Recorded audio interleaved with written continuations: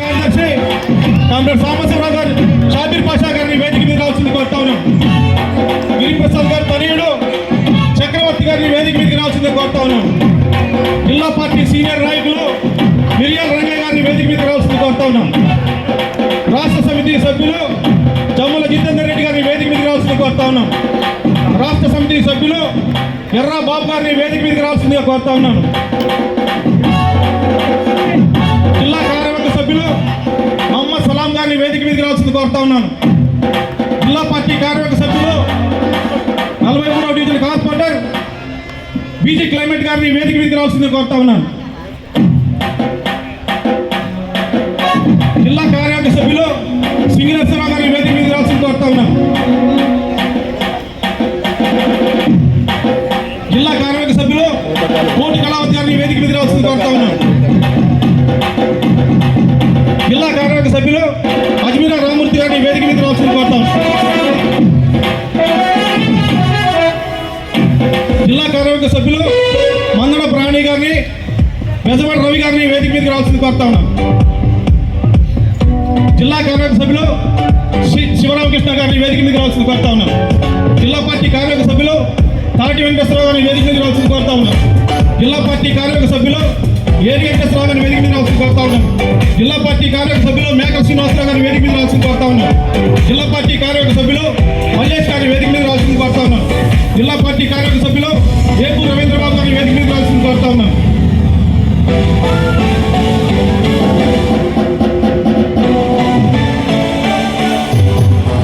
AIYF జిల్లా కార్యదర్శి రామకృష్ణ గారిని వేదిక మీద రావాల్సింది కోరుతా ఉన్నాం. ఏఎస్ఎఫ్ జిల్లా కార్యదర్శి ఇటుకల రామకృష్ణ గారిని వేదిక మీద రావాల్సింది కోరుతా ఉన్నాం. ఏఎస్ఎఫ్ జిల్లా అధ్యక్షులు లక్ష్మణ్ గారిని వేదిక మీదకి రావాల్సిందిగా కోరుతా ఉన్నాం.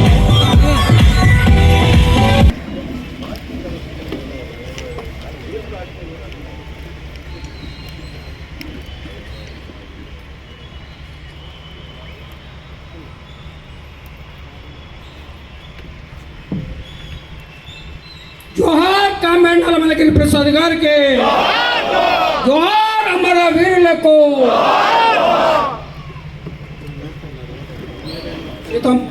సీతమహాలక్ష్మి గారిని వేదిక మీదకి రావాల్సిందిగా కోరుతా ఉన్నాం.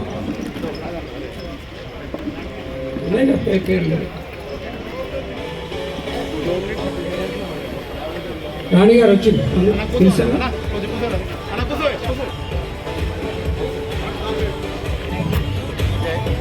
రాష్ట్ర సమితి సభ్యులు 1997 మే 24వ తారీఖున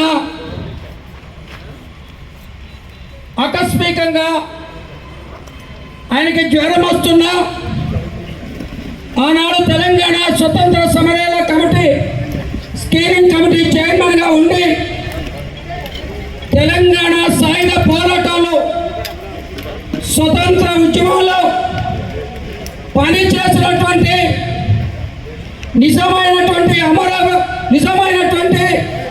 యోధులకి ఏమాత్రం అన్యాయం జరగకూడదని ఆయన రాత్రి పగలు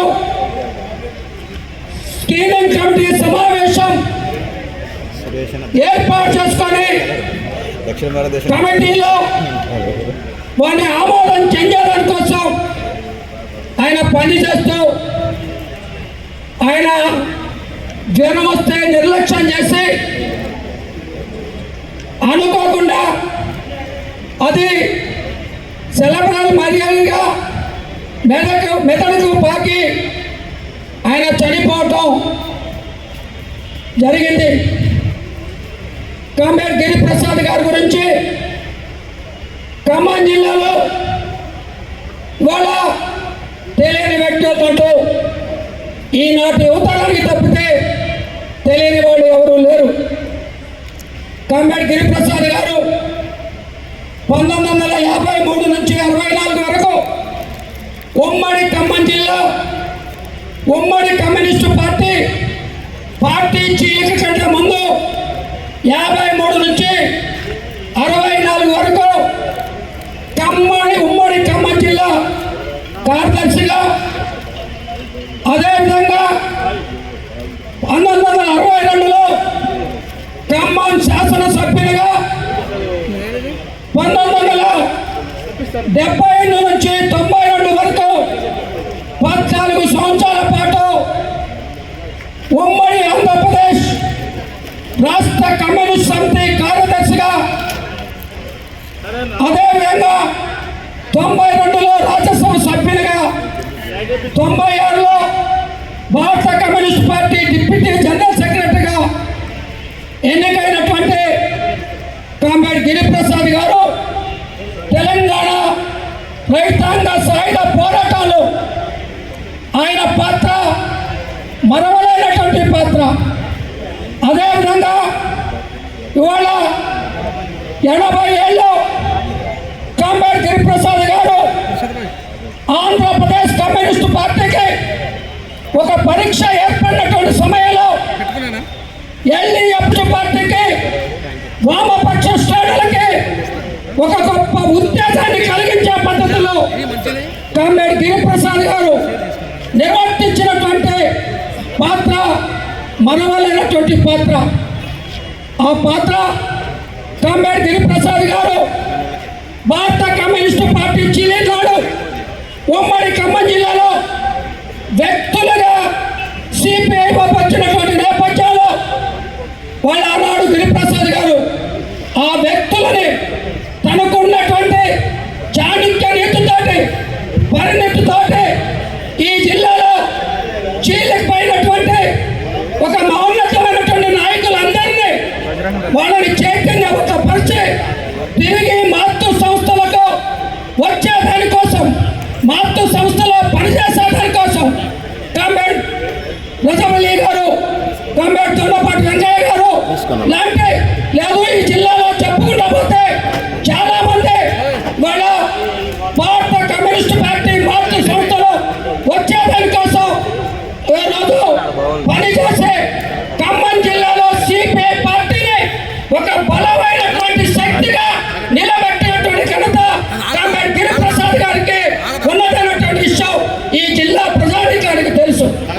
అది 29వ వర్ధంతి సభ ఆ మహానాయకుడికి పార్టీ శతాబ్ది ఉత్సవాలు జరుగుతున్నటువంటి నేపథ్యంలో ఈ జిల్లాలో వాళ్ళ కమ్యూనిస్టు ఉద్యమంలో పనిచేసి వాళ్ళ ప్రముఖ పాత్ర వహించినటువంటి మహానాయకులందరినీ కూడా ఈ శతాబ్ది ఉత్సవాల సందర్భంగా ఘనమైనటువంటి నివాళులు అర్పించాలని, వర్ధంతి సభల్ని పెద్ద ఎత్తున శతాబ్ది ఉత్సవాల్ని పురస్కరించుకొని నిర్వహించాలని భారత కమ్యూనిస్ట్ పార్టీ ఖమ్మం జిల్లా సమితి నిర్ణయించింది.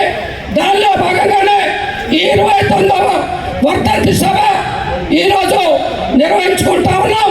ఈ సభకు భారత కమ్యూనిస్ట్ పార్టీ కేంద్ర కార్యదర్శి కామ్రేడ్ నారాయణ గారు, చాలా ముఖ్యమైనటువంటి పనులున్న కామ్రేడ్ నారాయణ గారు వాళ్ళ చెన్నై వెళ్ళాల్సినటువంటి అవసరం ఉంది. అయినా సరే గిరిప్రసాద్ గారి వర్ధంతి సభకి మీరు